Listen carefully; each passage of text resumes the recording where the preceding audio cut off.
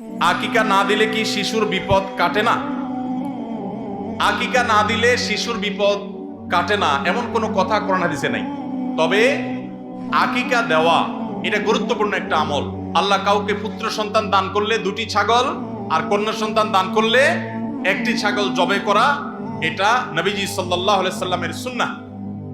এটা জন্মের 7ম দিনে, না হলে 14তম দিনে, না হলে 21তম দিনে করবেন। সেটাও যদি কোনো কারণে না হয়, পরে যে কোনো সময় করলেও আদায় হয়ে যাবে। এমনকি কারো শিশু কারো যদি আকিকা দেওয়া না হয়, বড় হওয়ার পর তার আকিকা দিলেও আদায় হয়ে যাবে। এই আকিকা এটা না দিলে যে বিপদ কাটে না এরকম কোনো কথা নাই। তবে হ্যাঁ, বিভিন্ন হাদিসে নবী সাল্লাল্লাহু আলাইহি সাল্লাম বলেছেন, কুল্লু গুলামিন মুরতাহানুন বিআকিকাতিহি, বাচ্চার এটা আকিকার উপরে সে অনেকটা ডিপেন্ডেন্ট থাকে। এই হাদিসের ব্যাখ্যা অনেক মুহাদ্দিসরা বলেছেন, আকিকা না দিলে, আকিকা দেওয়ার ফলে সে বিভিন্ন ক্ষয়ক্ষতি থেকে বেঁচে থাকতো। অনেকে বলেছেন শয়তানের কুমন্ত্রণা থেকে বেঁচে থাকে আকিকার মাধ্যমে, এটা থেকে সে আর বাঁচতে পারে না, ওই ক্ষতি তাকে স্পর্শ করার সম্ভাবনা থাকে। তবে কেউ আকিকা দিতে পারলো না, অন্য কোনো আমল করলো তার সন্তানের জন্য, আল্লাহ তাআলা তাকে সেভ করতে পারেন।